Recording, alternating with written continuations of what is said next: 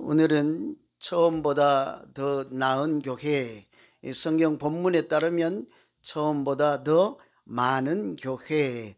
여러분 한번 생각해 보시죠. 처음보다 더 많다는 이야기가 뭘까? 그것이 좋은 말씀일까? 또 많아야 한다면 무엇이 많아야 할까? 이런 생각하시면서 오늘 말씀 증거하도록 하겠습니다.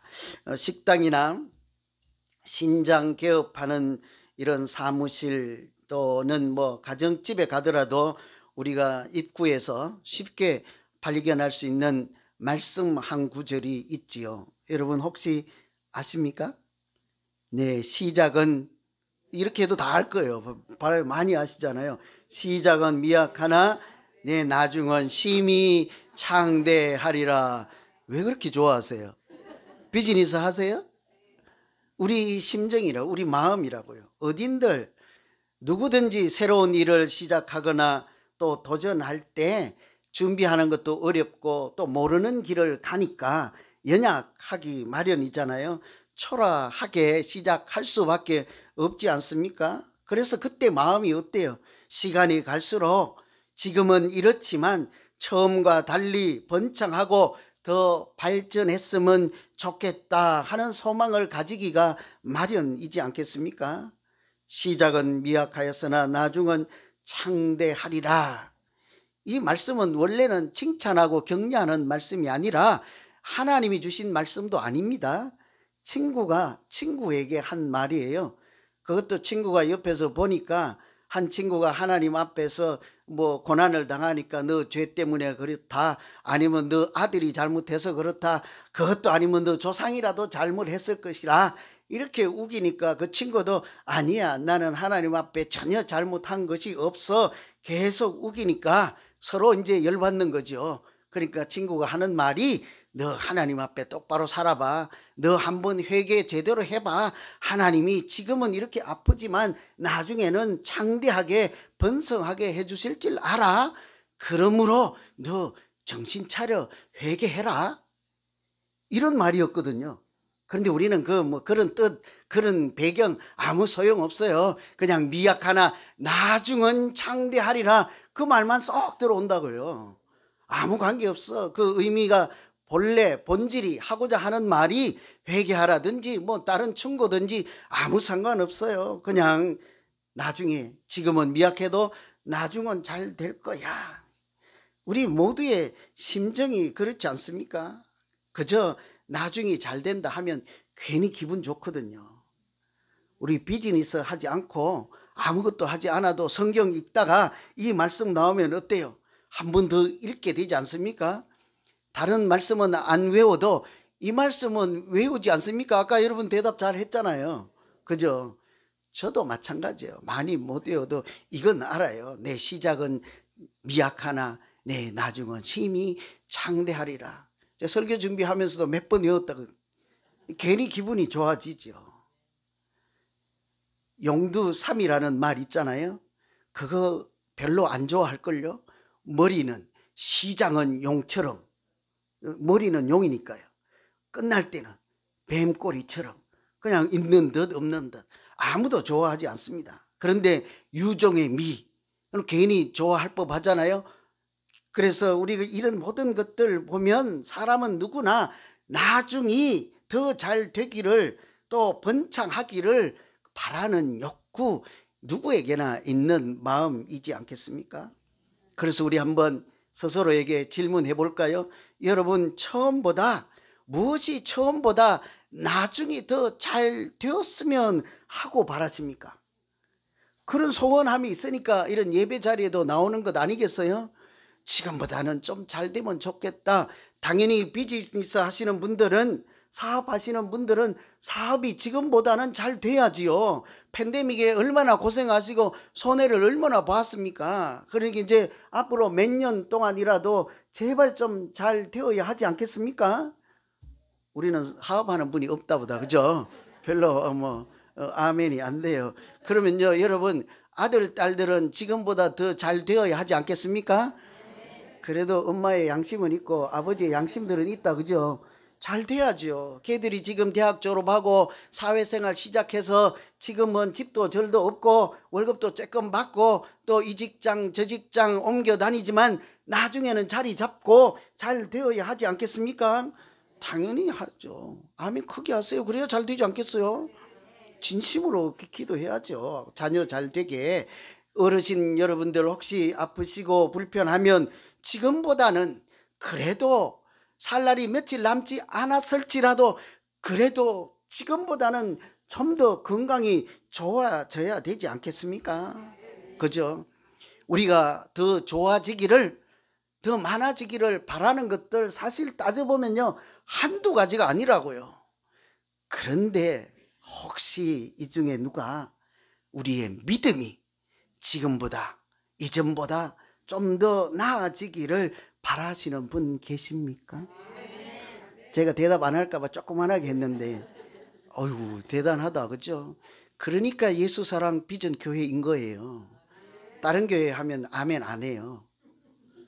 우리 교회 정도 예수사랑 비전 교회 정도 믿음 생활하는 분들은 다른 것 다 이전보다 잘 되고 오늘보다 내일이 잘 되어야 하겠다고 열심으로 기도하지만 빼놓지 말아야 할 것은 내 믿음이 하나님 앞에서 이전보다 오늘이 낫고 오늘보다는 내일이 낫도록 하나님 내 믿음이 자라게 해 주시옵소서 이렇게 기도하는 성도님인 줄 믿습니다.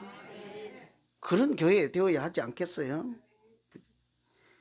제가 이런 말씀을 드리는 것은 오늘 우리가 읽은 이 두아디라 교회 있잖아요. 이들의 믿음도 현재의 믿음보다 내일이 나아질 가능성이 별로 없는 교회예요. 나중에 더 좋은 교회가 될 수 있는 가능성이 별로 없는 교회였습니다. 요한계시록에 7교회 나오잖아요. 7교회만 이렇게 에베소 교회, 에스보드, 사빌라 이렇게 뭐 빌라델피아 있잖아요. 라오디게아 교회 있잖아요. 이 7교회지만 사실은 모든 교회에게 주는 대표적인 교회이잖아요. 이 중에 가장 작은 교회가 오늘 이 교회예요. 두아디라 교회. 지리적으로 환경적으로도 군사 도시요 산업 도시였습니다. 길드 조직, 요즘으로 말하면 협동조합 이런 것이 발달되어 있는 곳이었습니다. 그 협동조합은 길드 조직에는요 각 조직마다 각기 나름대로 섬기는 자기들의 수호신이라는 것이 따로 있었습니다. 저마다 다른 우상을 섬기는 그런 지역이었죠.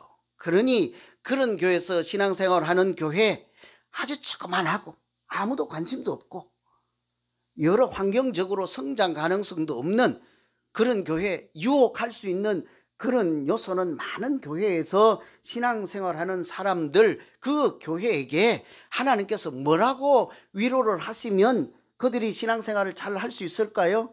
그들의 믿음을 어떻게 하나님께서 인도해 가실 수 있을까요?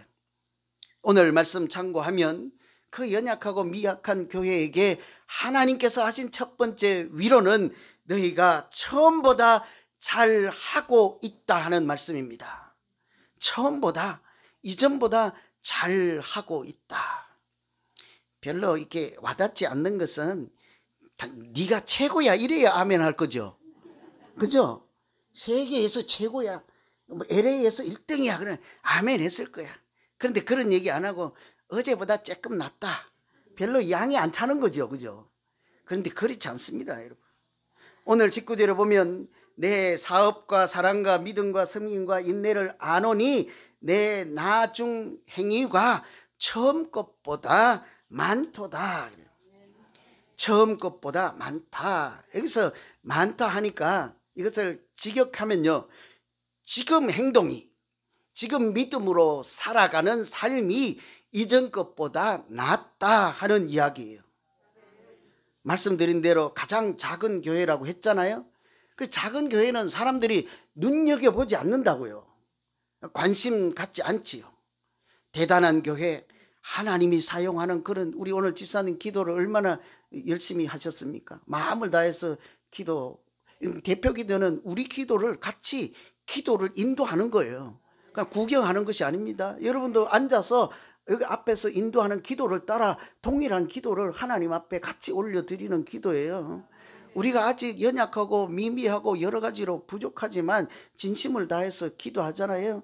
작은 교회 누가 관심을 두겠습니까? 우리 교회 별로 관심 두지 않을 거라고요. 이 교회도 사람들이 관심 없고 작고 성장 가능성도 없어 보이는 있으나 마나한 교회였다고요. 그런데 시간이 갈수록 하나님께서 보시니까 하나님이 이런 칭찬을 할 수밖에 없는 그런 교회예요. 이전보다 지금이 훨씬 낫다. 처음보다 지금 행위가 더 낫도다. 이렇게 칭찬 듣는 교회가 된 것입니다. 무슨 칭찬을 들은 거 하니 뭐가 더 많아졌는가 하니 사업이 많아졌대요. 또 우리 집에서 뭐 장사하시거나 기업 운영하는 분들은 그 사업 비즈니스가 아니고 하나님의 사업을 얘기하는 거예요. 처음에는 초라해서 어디 뭐 선교할 힘도 없고 어디 나가서 전도할 여력도 없고 우리 그냥 자체 교회 운영하기도 힘든 그런 처지였다가 시간이 지날수록 선교하고 전도하고 생명을 구원하는 이런 하나님의 선한 사업을 많이 하게 되더라. 이런 칭찬입니다. 좋은 교회이지 않겠어요? 뿐만 아니라 갈수록 사랑이 많은 교회가 되더라는 거예요. 여러분, 세상에서 좋은 교회가 어떤 교회일까요? 사랑이 풍성한 교회이지 않겠습니까? 그래도 제가 우리 교회는 아직 뭐 주차장도 그렇고 건물도 그렇고 여러 가지로 미약하지만 어디 가도 기죽지 않고 당당하게 우리 교회 참 좋은 교회 맞거든요 할 수 있는 것은 제가 무슨 백 믿고 그러겠게요? 여러분이 사랑이 충만하기 때문이에요. 그 안 믿으면 당신들 교회 권사님 10명 뽑아 오시오. 우리 권사님들 10명 하고 사랑 내기 한번 합시다. 우리가 100번 이길 거예요. 그건 자신해요. 여러분들이 사랑이 은혜가 충만한 분들인 것을 제가 알고 있거든요. 아름다운 교회, 좋은 교회는 사랑이 충만한 교회예요. 제가 가장 마음이 안타까울 때 우리 교회 와서 누구 한 명이라도 이 교회가 사랑이 없는 것 같아요. 진짜가 아니고 본인은 그렇게 느낀다는 거예요. 그럴 것 같아요만 들어도 제가 불안하다니까요. 제가 죄송하다니까요. 다 제 탓이지 않겠습니까? 제가 여러분에게 사랑을 많이 베풀어야 여러분이 얻어 잡순 사랑만큼 할 수 있는 것이지 않겠어요? 제가 그런 것이 아니라 하나님께서 우리에게 사랑을 많이 주신 만큼 우리도 가서 그 사랑 나누어 줄 수 있는 것이지 않겠습니까? 좋은 교회는 사랑이 갈수록 풍성한 교회이지요. 갈수록 메마른 교회 되면 안 될 것이지 않겠습니까? 이 교회는 사랑이 풍성한 교회예요. 믿음이 점점 더 많아지고 성장하는 교회예요. 섬김과 봉사가 아름다운 교회예요. 또 고난이 있어도 인내할 줄 아는 교회, 그러니 아주 작은 교회, 있으나 마나하다 하고 아무도 관심 갖지 않던 교회가 하나님께서도 이전보다 지금이 더 낫다 하고 칭찬하는 그런 교회가 된 것입니다. 여러분, 세상에서 가장 아름다운 칭찬이 무엇일까요? 세상적인 논리로 따지면 1등일 거예요. 아마 최고일 거예요. 1등입니다. 그거 아름다운 칭찬이 될 수 있을까요? 한 명밖에 그런 소리 못 들어요. 세계 1등은 한 명이에요. LA 1등도 한 명. 우리 교회 1등만 칭찬하면 저는 이 교회 안 다녀. 자신 있게 말해요. 우리 교회에서 1등만 칭찬한다면 저 내일부터 안 나올 거예요. 여러분이 만일 세계에서 설교 제일 잘하는 1등 설교 목사 구하면 저 못해요.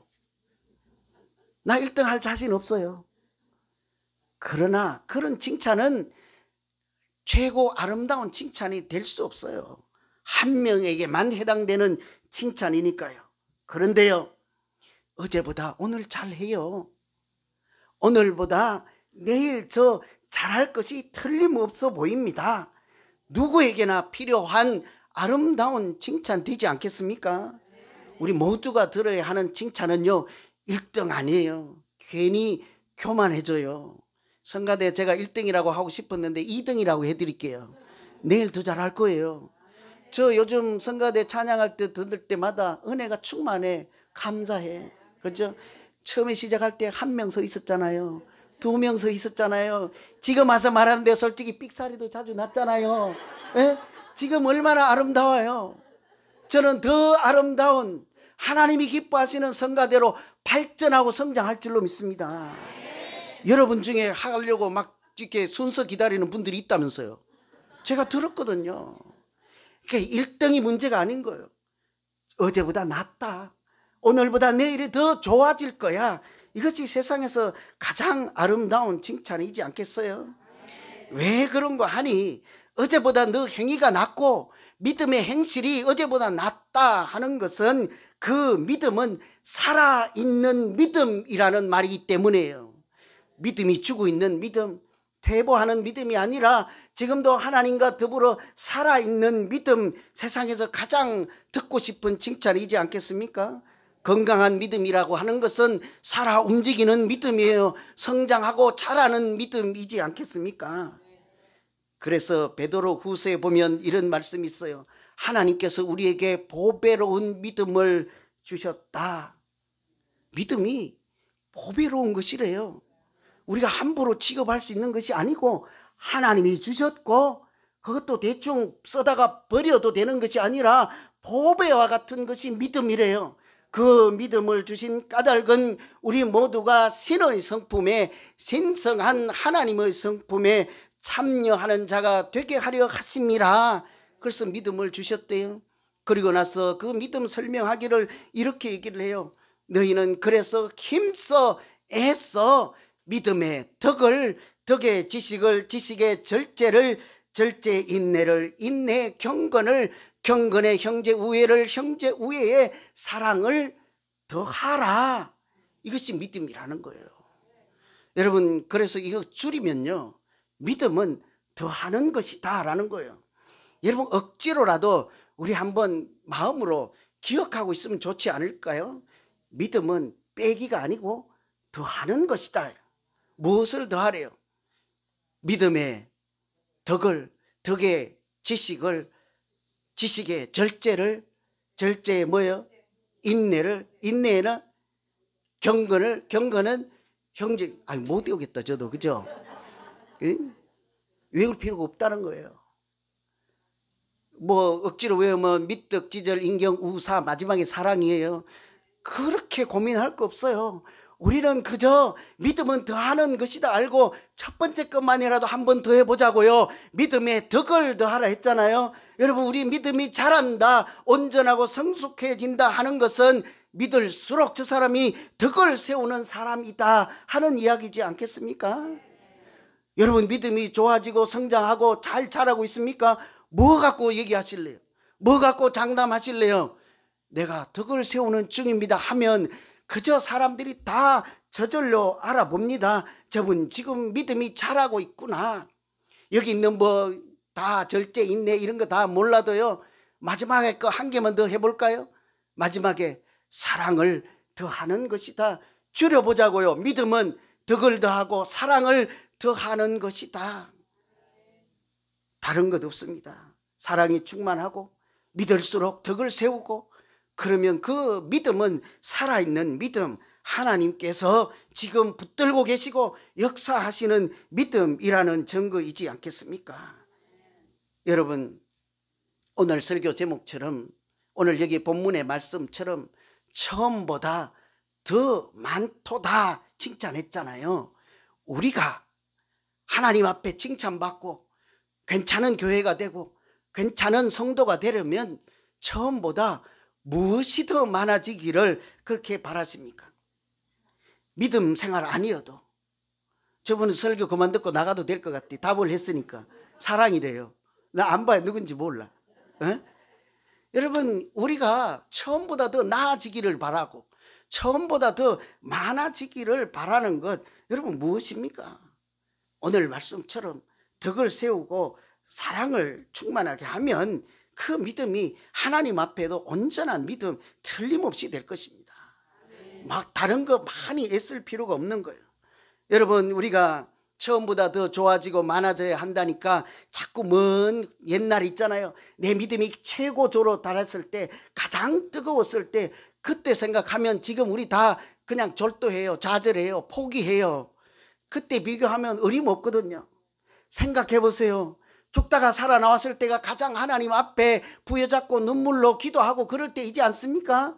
세월이 지나면 사람 마음도 자꾸 변하고 약해지지요. 그렇다고 매일 아팠다가 괜찮아졌다가 죽었다가 살았다 반복할 수도 없는 노릇이지 않습니까? 그러니까 최고조로 달했을 때 비교해서 오늘 내 믿음이 왜 이럴까 실족할 것 없다니까요. 우리는 다만 어제하고 비교하자고요. 여러분, 어제보다 조금 더 나아지고 계십니까? 잘하고 있는 것이라니까요. 우리가 이제 1년 됐잖아요. 1년 전보다 우리가 지금 잘하고 있습니까? 아이고, 좀 인색하다, 그죠? 여러분, 1년 전보다 잘하고 있어요. 그러면 되는 것이지 않겠습니까? 아무도 아마 칭찬을 안 해주셨나 봐요. 그죠? 제가 대신 해드릴게요. 제가 어젯밤에 곰곰이 생각해서 여러분 무엇을 잘하고 있는지를 저 혼자 한번 생각해 보세요. 여러분 지금 홈 모임 잘하고 있잖아요. 그죠? 오늘 또 뭐 예배 드리고 가서 바로 홈 모임 하더만요. 카페에 모여서 참 보기가 좋더라고요. 시간들이 서로 안 맞으니까 2부에 오던 분들 1부에 오고 또 1부에 온 분들은 또 2부에 못 오는 형편이니까 다 같이 모여서 홈 모임 하는데 참 보기가 좋더라고요.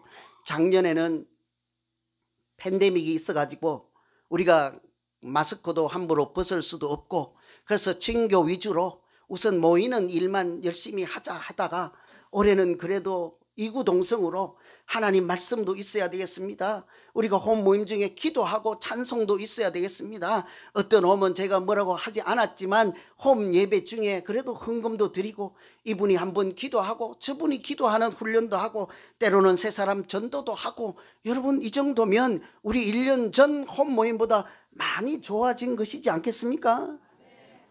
아멘 크게 해주세요. 홈장도 그래야 신난다고요. 그죠? 많이 좋아졌죠. 그 정도면 훌륭하죠. 제가 참석해보면 홈 모임마다 사랑이 충만해져서 늘 갔다 오면 제가 참 잘 갔다.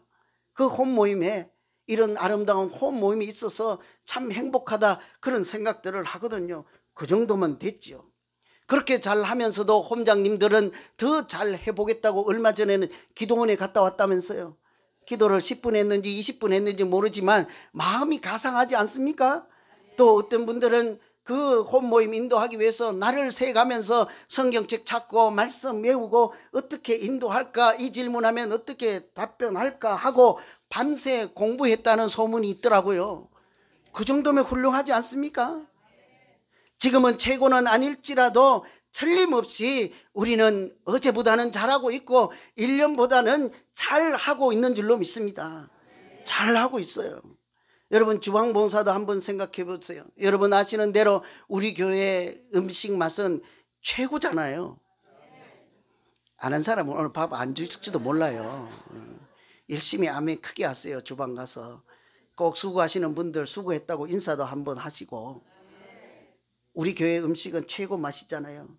그러면 제가 자랑하지 않아요. 그것 갖고는. 그런데 우리 교회는 음식만이 최고가 아니라 가면 웃음이 있잖아요. 그 주방에 들어가면 행복이 있잖아요. 누구든지 와서 봉사할 수 있는 기회를 서로 양보하고 너도 해보라 하고 새로운 사람도 쭈삣쭈삣하지 않도록 배려하고 함께 하고자 하는 사랑이 충만하잖아요. 그러면 아름다운 주방이지 않겠습니까?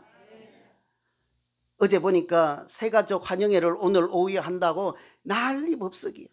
새벽기도 6시에 나와서 그때부터 해가지고 가서 뭐 홈디포에 가서 전동도 사오고 어디 가서 꽃도 사오고 제가 보니까요 참 과간이에요. 난리 법석이에요. 제가 그래서 내일 누가 환갑잔치를 하나 아마 제가 무언 중에 그렇게 물어봤을지도 몰라요. 내일 누가 환갑잔치 하냐고. 난리요 난리. 그래서 속으로 나도 내일은 새가족 해야지 하고 꽃을 이쁘게 만들어 놨더라. 나도 그거 하나 갖고 싶더라고요. 새가족이 돼야지 받을 수 있는데 저는 헌가족이라 주지도 않을 거잖아요. 오늘만 새가족 할까? 여러분 왜 그러겠어요? 아침부터 저녁 해질 때까지 요즘 최근에 새로 오신 분들 한 분 한 분 한 영혼을 생각하며 그들의 믿음이 어제보다 낫고 또는 상처받은 마음이 회복되고 오늘보다는 내일 더 나은 믿음 생활을 하면서 이 교회에서 인생의 말년을 신앙생활을 아름답게 하면서 행복하게 사는 분이 되면 좋겠습니다 하고 기도하는 마음 없고 격려하는 마음 없이 누가 그렇게 헌신하고 애쓰며 수고할 수 있겠습니까? 그런 거 보면 잘하고 있는 것이지 않겠습니까? 제가요 이거 다 하려면 3시간 있어야 되는데 계속 할까요? 그만할까요? 궁금하시고 서운하신 분들은 저한테 그래, 나는 어때요? 한마디만 했어요. 제가 1시간 해드릴게요. 다들 잘하고 계세요. 정말 우리 교회는요 잘하고 계십니다. 그러나 아직 우리는 세계 최고도 아니고 아직 완성된 교회는 아닐지라도 오늘 조금 내일 또 조금이라도 발전하고 성숙하고 온전해지면서 그렇게 믿음 생활하면 하나님은 우리 교회를 기뻐하시고 그렇게 믿음 생활하는 우리 모두를 칭찬하시는 아름다운 우리 모두 될 줄로 믿습니다. 두 번째 두아디라 교회를 하나님이 위로할 때는요, 있는 것을 굳게 잡으라요. 있는 것. 여러분, 저는 이 제목을 붙일 때 있을 때 잘해 그 생각이 자꾸 나더라고요. 유행가인가요? 있을 때 잘해 뭐 비슷한 것 같기도 하고요. 근데 있는 것을 잘 붙들어라. 뭐 있을 때 잘해나 같은 이야기 일맥상통하는 면도 있겠죠. 24절 25절 말씀에 보면 두아디라에 남아 있어서 이 다른 이단의 교훈을 받지 아니하고 사탄의 깊은 것을 알지 못하는 너희에게 말하노니, 기니까 다 놔두고요. 있을 때 잘해 아니면 있는 것이나 잘 붙들어 이런 말씀을 하게 되고 하는 말씀이 24절에 내가 너희에게 다른 짐을 지울 것이 없노라 다만 너희에게 있는 것을 내가 올 때까지 굳게 잡으라 이렇게 말씀했어요. 웬고하니 이 두아디라 교회가 작지만 잘했잖아요. 근데 시간이 갈수록 이렇게 한 가지 잘 못하는 것이 자꾸 드러나게 되었습니다. 그것이 20절인데요. 내가 네게 책망할 일이 있노라. 자칭 선지자라 하는 여자 이세벨을 네가 용납함이니라. 참 잘하는데요, 그 중에 한 가지 좀 아쉽고 또 책망 들었고 고쳐야 되는 면이 이세벨을 용납했다는 말씀이에요. 이세벨을 용납. 이세벨도 잘 모르고 용납도 뭔지 좀 그러니까 조금 한번 생각해 보자고요. 이세벨이라고 하는 것은요, 사람 이름이에요. 이세벨. 이스라엘 나라에 이제 아합이라는 왕이 있었습니다. 그 왕비의 이름이 이세벨이에요.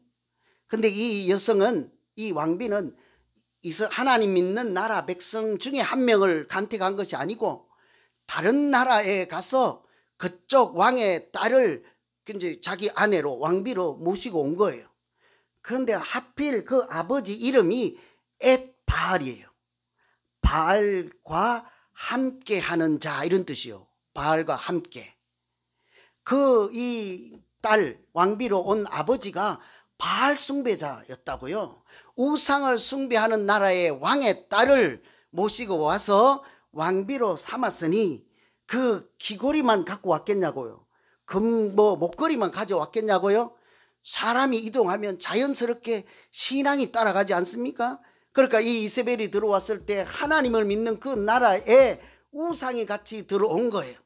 자기만 조용히 골방에서 그냥 바알 신을 숭배하고 끝냈으면 괜찮은데 이 여자는 자기가 믿는 신을 전국에 퍼뜨려서 국교로 삼으려고 하는 거예요. 모두 다 내가 믿는 이 신을 믿어라, 우상을 숭배하라 하는 거예요. 그러니 여러분, 이 사람이 누군가 하면 갈멜산 기도원에서 바알 선지자들과 싸워서 이겼던 엘리야 맞아요? 그 엘리야 이기고 나니까 이 이세벨이 두고 못 보는 거예요. 야, 가서 그 엘리야 없애, 죽여버려 하고 도망다니게 만든 사람이에요. 아합이 남자고 왕이잖아요. 근데 왕인데 자기가 살고 있는 왕궁에서 가까운 데 보니까 아름다운 포도밭이 있는 거예요. 요즘으로 말하면 주말 농장 같은 거 하면 참 좋게 생겼습니다. 그래서 가서 야, 내가 이 밭보다 10배 큰 거 더 좋은 땅 줄 테니 이건 내게 바꾸자. 안 준다는 거예요. 아무리 왕이 그래도 나는 못 줍니다. 왠고하니 이것은 내 사랑하는 선조 때부터 귀하게 받은 유산이요 아버지가 나에게 물려준 아름다운 유산을 내가 왕이라 한들 어찌 주겠습니까? 이 왕도 어쩔 수가 없어서 이렇게 거절을 당해서 집에 가서 마음에 상처가 생겼을 거 아니에요.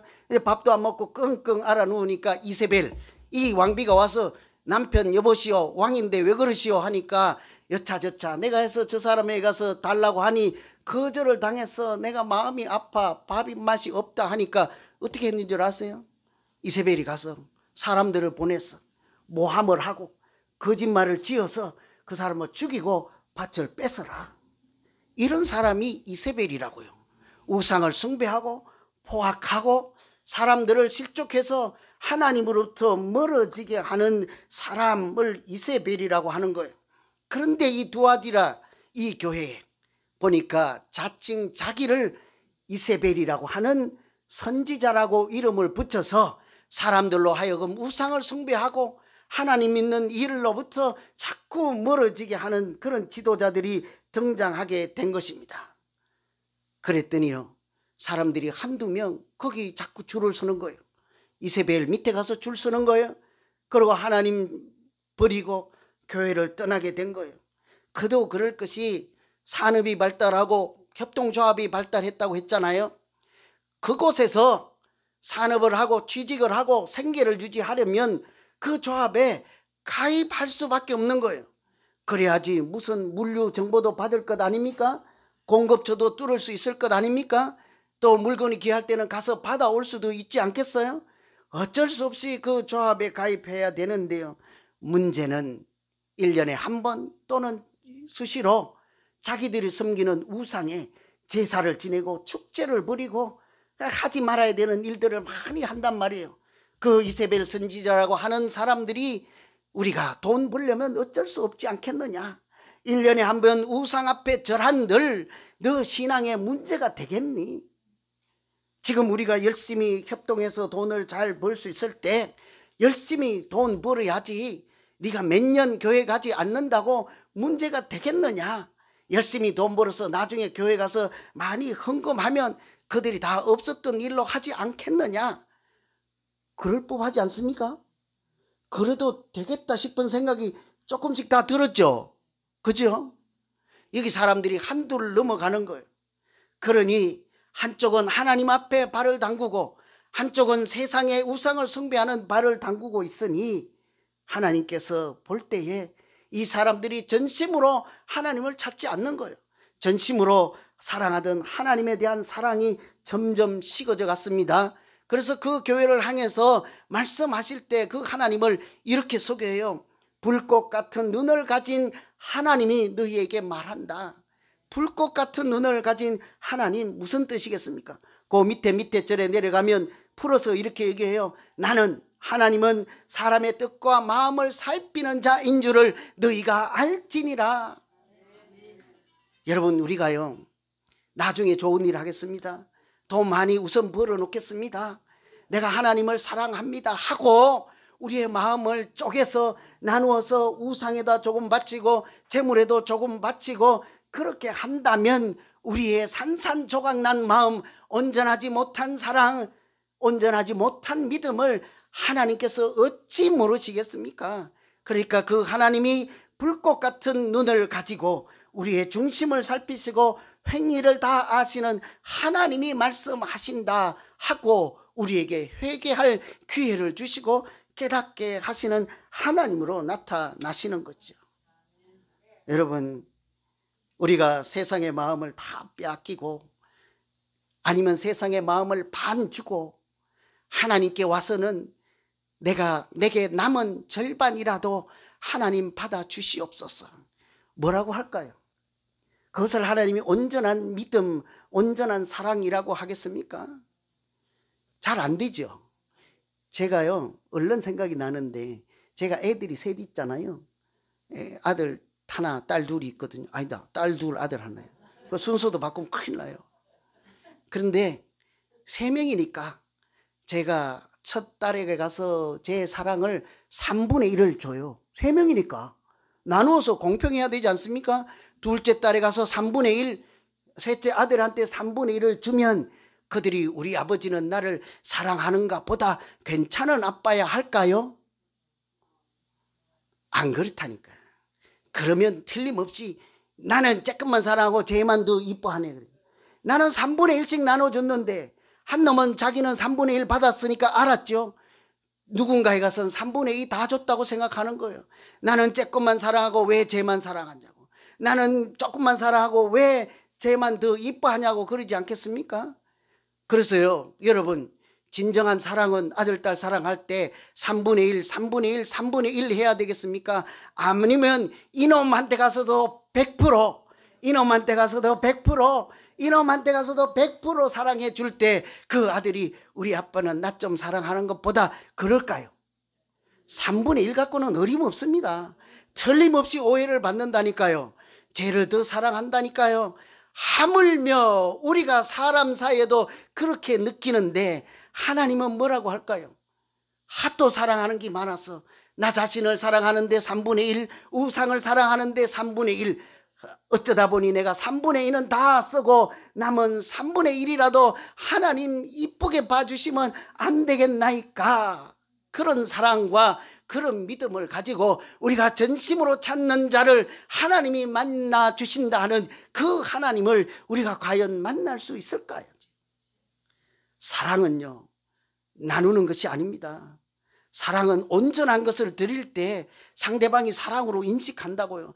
절대로 두 개로 재물의 반, 하나님께 반, 세상의 반, 하나님께 반, 그렇게 해서는 안 된다고요. 그래도 이해가 안 되면요, 여러분, 이런 비유는 하면 안 되지만 내가 남자인데 우리 아내에게 반, 어떤 옆집 아줌마에게 반 주면 큰일 납니다. 이제 와서 이해가 되십니까? 조금이라도 나눠주면 받는 사람은 사랑이 아닌 거예요. 우리가 세상의 마음을 빼앗기고 자신을 사랑하는데 마음을 빼앗기고 탐심은 곧 우상 숭배라 하는 것처럼 탐심의 사랑을 빼앗겨서 하나님, 내가 이런 중에 있사오니 이 사랑이라도 하나님 괜찮지요? 그게 안 된다는 말씀이죠. 그런 우리에게 하나님이 오늘 말씀에 따르면 이렇게 말씀하십니다. 내가 너희에게 다른 짐을 지울 것이 없노라. 다른 것 필요 없다고요. 그냥 너에게 있는 것이라도 굳게 잡으라. 왜 우상에 가서 줄을 서냐고요? 왜 거기 가서 그것 잡으려고 이미 하나님이 우리에게 주신 것을 놓쳐버리냐고요?